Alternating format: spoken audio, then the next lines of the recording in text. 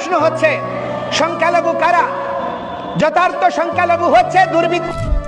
চিন্ময় কৃষ্ণ দাস 2024 সালে 25 নম্বর ঢাকা শাহজালাল আন্তর্জাতিক বিমানবন্দর থেকে তাকে গ্রেপ্তার করা হয়েছে। খুব আয়োজন করে তাকে গ্রেপ্তার করা হয়েছে। তো ওই সময়টাতে তিনি এমন কি করেছিলেন? তিনি ঢাকা থেকে বিমানযোগে এয়ারলাইন্সে তিনি চিটাগাং যাচ্ছিলেন সভা সমাবেশের জন্য, এবং তাকে গোয়েন্দা পুলিশ গিয়ে একদম আয়োজন করে গ্রেপ্তার করে।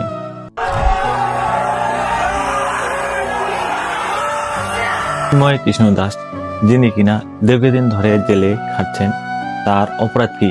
তিনি একজন হিন্দু ধর্মাবলম্বী, একজন হিন্দু গুরু। তিনি কিনা ধারাবাহিক হিন্দু ধর্মাবলম্বীদের উপর নির্যাতন নিপীড়নের প্রতিবাদ করেছিলেন, সভা সমাবেশ করেছিলেন, এবং তাকে পুরস্কৃত করা হয়েছে বছরের বেশি সময় ধরে। তিনি জেলে পচে মরছেন। চিন্ময় কৃষ্ণ দাস ব্রহ্মচারী আজকের এই দিনে আদালতে তোলা হয়েছিল বিভিন্ন চলমান মামলায় শুনানি এবং জামিন সংক্রান্ত আইনি কার্যক্রমের জন্য।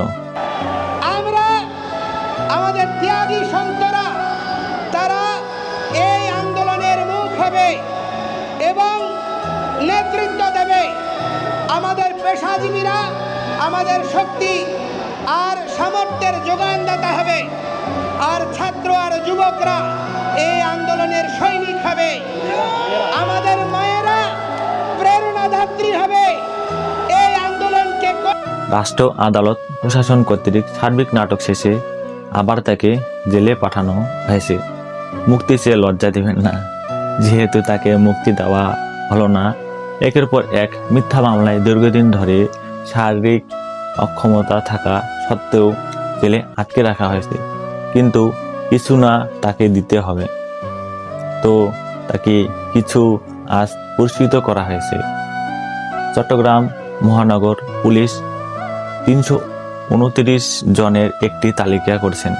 সেই তালিকার নাম হচ্ছে দুষ্কৃতকারী। দুষ্কৃতকারীদের নাম এবং সেই তালিকায় চিন্ময় কৃষ্ণ দাস নামে অন্তর্ভুক্ত করা হয়েছিল।